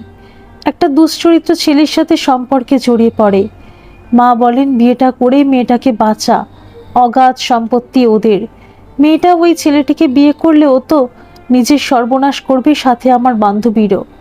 আমি বিয়ে করলাম, কিন্তু দেখলাম আমাকে বিয়ে করেও ও মোটেও খুশি নয়। ওর প্রাক্তনের সাথে সম্পর্ক রেখেই দিয়েছে। এমনকি আমাদের বিয়ের কিছু মাস বাদে মায়ের বান্ধবী মারা গেলে আমি জানতে পারি আমার স্ত্রী তার মায়ের সমস্ত সম্পত্তি নিজের নামে করে নিয়েছে। এখন আমার থেকেও ডিভোর্স চায়। আমি দিতে চাইনি, কিন্তু ও বাধ্য করে। আমি দেখলাম যেখানে আমাদের সম্পর্কটাই মিথ্যা, সেখানে আর কি দরকার এর সম্পর্ক বয়ে বেড়ানোর। ডিভোর্স দিয়ে দিলাম। পরিবর্তেও আমাকে সামান্য লাখখানেক টাকা দিয়েছিল। ভেবেছিলাম তো ব্যবসা শুরু করব, কিন্তু মন সায় দিল না। তোমার স্বামী মস্ত বড় ব্যবসায়ী, ওনার কোম্পানিতে আমার একটা চাকরি হবেই। টাকাটা জমুক, আমার ভবিষ্যৎ বলে তো একটা কথা আছে। আর এরপরও তো বলবে আমি অসৎ, চরিত্রহীন। আমি তো বরং তোমার স্বামীর বিজনেস যাতে আরও এগিয়ে যেতে পারে তাই তো তার অধীনে চাকরি নিলাম। বাবলুদা, তুমি গল্পটা দারুণ সাজিয়েছ, কিন্তু আমার এই বিশ্বাস তোমার প্রতি নেই যে সামান্য লাখ টাকা খানেক বিনিময় তুমি সেই মেয়েটিকে ডিভোর্স দিয়েছ। তাকে ডিভোর্স দিয়েছ অনেক টাকার বিনিময়। হয়তো জানতে পারবো না কত টাকা, তবুও আন্দাজ করলাম তোমার মতো মানুষকে আমার আর চিনতে বাকি নেই। বলে উঠেছিলাম আমি। চিনেই যখন ফেলেছ তখন আরও একটু চেনো। আমি শুনলাম তোমার বাবার ব্যবসায়ী বয়সী বোন স্বামীটি তোমার অপরূপ সৌন্দর্যের রসস্বাদন করতে অপারগ। তা তো স্বাভাবিক, এমন সৌন্দর্যে হাবুডুবু খেতে গিয়ে তো বুড়োটার হার্ট অ্যাটাক করে চাপে। এই বেশ ভালো। আর আমি তো আজ থেকে এ বাড়িতে রইলাম, তোমার শরীর যখন কামার্ত হয়ে উঠবে আমি তোমাকে এমন সুখ দেব চিন্তাও করতে পারবে না। নিজেকে ঠিক রাখতে পারলাম না, বাবলুদার গালে সজোরে একটা থাপ্পড় দিতে কেমন যেন অস্বাভাবিক হাসি এসে উঠল বাবলুদা। তারপর নিচু কণ্ঠস্বরে বলে উঠল, তোমার সাথে আমার শারীরিক সম্পর্ক ছিল তা তোমার স্বামী অরূপ সেনকে বলেছ কি দেবদত্তা? শুধু তুমি কেন, তোমার দিদিও তো আমার সাথেও মিলিত হতো। বেচারার পেটে বাচ্চা এসে গেল। আসলে তোমরা দুই বোন বেশ্যা ছাড়া আর কিছুই ছিলে না। নইলে আমাকে পেয়ে দুজনেই আমার উপর ঝাঁপিয়ে পড়লে। এখন সতীপনা দেখাচ্ছ? আমি তোমার সব সতীপনা গুছিয়ে দেব। তুমি আমার কোনো মামাতো বোনও নও। তোমার সাথে আমার সম্পর্ক শুধু শারীরিক বললে ভুল হবে। তুমি তো আবার আমাকে ভালোবাসতে, সেসব সত্য গিয়ে বলে দিই ওই অরূপ সেনকে। তাহলে দেখো উনি কি উত্তর দেন। ও, তাহলে এটাই তোমার উদ্দেশ্য ছিল, তাই তো বাবলুদা? আমার ক্ষণিকের ভুলটাকে নিয়ে তুমি এখন ব্ল্যাকমেল করবে? আসলে টাকাটাই চাইতো তোমার, তাই না? বেশ, আমি তো দেব টাকা। তুমি সেই টাকা নিয়ে বাড়ি ছেড়ে চলে যাবে। আমার কণ্ঠস্বর কঠোর, কিন্তু অদ্ভুত লাগলো আমার কথাগুলো শুনে ওর মধ্যে কোনো পরিবর্তন এলো না, বরং বাঁকা হাসি হেসে বলে উঠল, শুধু টাকার জন্য তো আমি এই বাড়িতে থাকার সিদ্ধান্ত নিইনি। তুমি আমার সাথে রোজ শারীরিকভাবে মিলিত হবে, সেটাই আমার সিদ্ধান্ত। এর অন্যথা হলে আমি অরূপ বাবুকে সব সত্য বলে দেব, আর বুড়ো সব শুনে নির্ঘাত মরবে। ওর মরণ হলে এত বড় সম্পত্তি আমার আর তোমার, আমাদের কোনো চিন্তা থাকবে না। কি বলো দেবদত্তা? তুমি কি মানুষ? আমার মুখের দিকে তাকিয়ে ফিক করে হেসে বাবলুদা খানিক এদিক ওদিক তাকিয়ে বলে উঠেছিল, আজ সন্ধ্যেতে তোমার ঘরে আসবো। বাধা দেওয়ার চেষ্টা করো না, তাতে অরূপ বাবুরই ক্ষতি হবে। আর আমি জানি তুমি ওই লোকটার ভালো চাও, তাই চুপচাপ মেনে নিও। বাবলুদা চলে গিয়েছিল। আর এরপর থেকে প্রায় রাতে সুযোগ বুঝে বাবলুদা আসতে শুরু করে আমার ঘরে। আমি আবার নতুন করে অসতী হলাম রিজু। অনিচ্ছা সত্ত্বে ওর সাথে মিলিত হতে থাকলাম। দেবদত্তা দু চোখে জল ভরে এলো। টেবিলের অপর প্রান্তে বসে থাকা রিজুর বুঝতে অসুবিধা হলো না এই কাহিনী বলতে গিয়ে কতটা হৃদয় থেকে কষ্ট অনুভব করছে দেবদত্তা। ছোট্ট নিঃশ্বাস ফেলে রিজু বলে ওঠে, এমনইভাবে কোনো এক রাতে অরূপবাবু আপনাকে আর বাবলুদাকে দেখে ফেলেন, তাই তো ম্যাডাম? ঠিক বললাম তো? হ্যাঁ রিজু, ঠিকই বলেছ। অতি জঘন্য অবস্থায় আমাদের দেখে ফেলেন। ওনার সাথে আমি এভাবে বিশ্বাসঘাতকতা করব উনি হয়তো স্বপ্নেও ভাবেননি। আমি তো তোমাকে আগেই বলেছি উনি আমার ঘরের ত্রিসীমানায় আসতেন না, কিন্তু সে রাতে হঠাৎ করে আসেন। হয়তো কিছু বলতে এসেছিলেন যা আর বলার সুযোগ পাননি। আমার ঘরের দরজা ভেজানো ছিল। বাবলুদার শরীরের খিদে মেটাতে সেদিন আমি ব্যস্ত। এছাড়া আমার উপায় কি? সত্যটা জানতে পারলে অরূপ আর বাঁচবেন না। তার চাইতেই ভালো নিজের শরীরটা দিলে যদি বাবলুদার মতো সাপটাকে চুপ করিয়ে রাখা যায়, তাতে দোষ কোথায়? আর আমার ভাবনাটা যে ভুল ছিল না তা প্রমাণ হয়ে গেল সে রাতে। অরূপ দরজাটা ভেজানো দেখে বাইরে থেকে আমাকে উদ্দেশ্য করে বলে উঠেছিলেন, দেবদত্তা, একটা কথা ছিল তোমার সাথে, ঘরে আসছি। আমি ওনাকে হ্যাঁ বা না উত্তর দেওয়ার আগেই উনি দরজাটা খুলে ফেলেন আর দেখে ফেলেন আমাকে আর বাবলুদাকে অর্ধনগ্ন অবস্থায়। বিশ্বাস করো রিজু, সেই অপরাধের হাত থেকে আমি আজও মুক্ত হতে পারিনি। মনে হয় উনি শুধু ওনার মা বা মনিকা নয়, আমার কাছ থেকে চরম আঘাত পেয়েছিলেন জীবনের শেষ বয়সে এসে, যার জন্য মৃত্যুকেই বেছে নিয়েছিলেন নিজের একমাত্র শান্তির পথ হিসেবে। কিন্তু বিশ্বাস করো, উনি আমাকে সত্যিটা বলার সুযোগ দিতে পারতেন, তাহলে ওনাকে এভাবে চলে যেতে হতো না। সেই দিনই রিজু বুঝেছিল তার দেবদত্তাকে, এক অসহায় নারীকে সে চিনেছিল নিজের মতো করে। হয়তো দেবদত্তাকে চিনতে গিয়ে অনেকের এতটাই ধারণা হবে দেবদত্তা অসতী, এক লোভী কুলোটা মেয়ে মানুষ। কিন্তু রিজু তাকে দেখেছিল তার নিজের দৃষ্টিতে। তার কাছে দেবদত্তা সেই সব অসহায় নারীদের চরিত্র যারা না বুঝে বারবার ভুল করে, আর সেই ভুলের মাসুল তাকে আজীবন দিয়ে যেতে হয়, কখনো অসতী নাম নিয়ে বা কখনো চরিত্রহীনা। কিন্তু রিজুর কাছে সে দেবদত্তা যার শরীর কালিমালিপ্ত হলেও তার মন পবিত্র। এরপরের ঘটনা সংক্ষিপ্ত। রিজু একদিন সুযোগ বুঝে দেবদত্তাকে বিয়ের প্রস্তাব দেয়। দেবদত্তার বিপর্যয়ের ঘোর কাটতে সময় লেগেছিল। বলে উঠেছিল, তুমি কি পাগল রিচু? আমি বিধবা, চরিত্রের ঠিক নেই, বয়সে তোমার চাইতে বেশ বড়, আমাকে তুমি বিয়ে করতে চাও? কি পাবে আমার থেকে? তাছাড়া তোমার বাবা মা মেনে নেবেন কেন আমাকে তোমার স্ত্রী হিসেবে? আমার কিছু চাই না, আমি আপনাকে চাই দেবদত্তা ম্যাডাম। জানি আপনি এটাকে আমার পাগলামো ভাববেন, কিন্তু বিশ্বাস করুন, এই কয়েকদিনে আমি যত দেখেছি তত অবাক হয়েছি, আপনাকে চিনেছি। আমার মতো করে আপনি বিধবা বা চরিত্রহীনা এসব কিছুর ঊর্ধ্বে আপনার অকপট স্বীকারোক্তি যা আমার কাছে আপনি নির্দ্বিধায় ব্যক্ত করেছেন, তাতে বিন্দুমাত্র মিথ্যা ছিল না। আপনার প্রত্যেকটি কথা আপনাকে চিনিয়েছে। আমি আপনাকে সত্যি ভালোবেসে ফেলেছি ম্যাডাম। আপনি আমার এই ভালোবাসাকে তুচ্ছ মনে করে দূরে সরিয়ে দেবেন না ম্যাডাম। জানি আমার ভালোবাসায় সাড়া দিতে আপনার অনেক সময় লাগবে, তবু আমি সেই দিনের অপেক্ষায় থাকলাম ম্যাডাম, যেদিন স্বেচ্ছায় আমার হাত ধরবেন। হয়তো রিজু সেদিন ফিরে এসেছিল, হয়তো দেবদত্তা রিজুর প্রশ্নের উত্তর দিয়েছিল অনেক দেরি করে, হয়তো ওরা একে অপরকে ভালোবেসেছিল, কিন্তু সবটাই সময়ের উপর নির্ভর করে। দেবদত্তা অনেক ভেবে এক সময় রিজুর ডাকে সাড়া দেয়। একটি শুভ দিন দেখে দেবদত্তা ও রিজুর বিয়ে হয়ে যায়।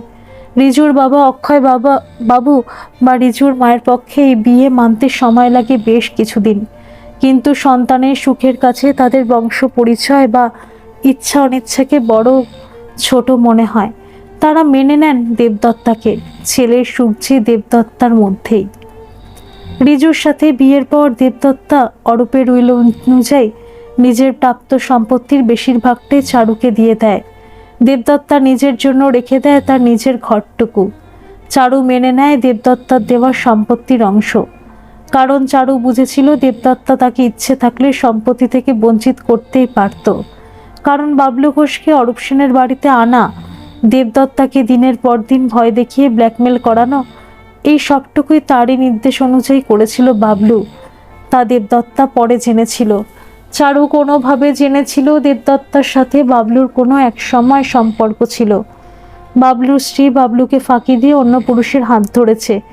এই বাবলুকে যদি আবার ফিরিয়ে আনা যায় দেবদত্তার জীবনে, তাহলে ওই বাড়ি থেকে দেবদত্তাকে বার করে দিতে সুবিধা হবে। কিন্তু চারুর জানা ছিল না তার বাবা অরূপ সেন তার উইলে সমস্ত সম্পত্তি দেবদত্তাকে দিয়ে যান। দেবদত্তা চারুর উদ্দেশ্যে কি সবটুকু জেনেছিল? বাবলুর সাথে অন্তরঙ্গ মুহূর্ত, পারলে দেবদত্তা অনায়াসে চারুকে থানায় নিয়ে গিয়ে সত্যটা বার করার চেষ্টা করাতো, কিন্তু তা করেনি, কারণ চারু অরূপ সেনের মেয়ে। চারুকে থানায় নিয়ে গেলে অরূপ সেনের সম্মানহানি ঘটত। একজন মৃত মানুষকে সে কোনোভাবে অসম্মানিত করতে চায়নি। চারু নিজের ভুল বোঝে, বলতে গেলে বলা যায় দেবদত্তার মহানুভবতা তাকে নিজের থেকে ভুল স্বীকার করতে বাধ্য করায়। সে স্বীকার করে তার নির্দেশে বাবলু ঘোষ দেবদত্তার ক্ষতি করতে আসে। বাবলু ঘোষের অর্থলোভ যে বড় বেশি, কিন্তু সব শেষে যে বাবলু ঘোষের মতো মানুষদের নিয়ম অনুযায়ী হয় না, আর এক্ষেত্রেও হলো না। কিছুদিন বাদে বাবলু ঘোষের পথ দুর্ঘটনায় মৃত্যু হয়। অপরদিকে দেবদত্তার রিজু সব বাধা অতিক্রম করে অঙ্গীকারবদ্ধ হয়ে তারা দুজনে একে অপরের জন্য সারা জীবন থাকবে। অক্ষয়বাবু বা তার স্ত্রী দেবদত্তাকে পেয়ে আনন্দিত। সমাজ, বংশ পরিচয়, বিধবা, বিবাহ, অসতী, এইসব শব্দগুলোতেই থাক না, এই আনন্দটুকুর কাছেই গৌণ। ধন্যবাদ সকল বন্ধুরা। এই গল্পটি যদি আপনাদের ভালো লেগে থাকে তাহলে অবশ্যই একটা লাইক করে দেবেন, আর এই চ্যানেলে নতুন হয়ে থাকলে চ্যানেলটিকে সাবস্ক্রাইব করে আমার পাশে থাকবেন, আর পাশে থাকা বেল আইকনটিকে প্রেস করে দেবেন যাতে সমস্ত গল্পের নোটিফিকেশনগুলি সবার প্রথমে আপনাদের কাছেই পৌঁছে যায়।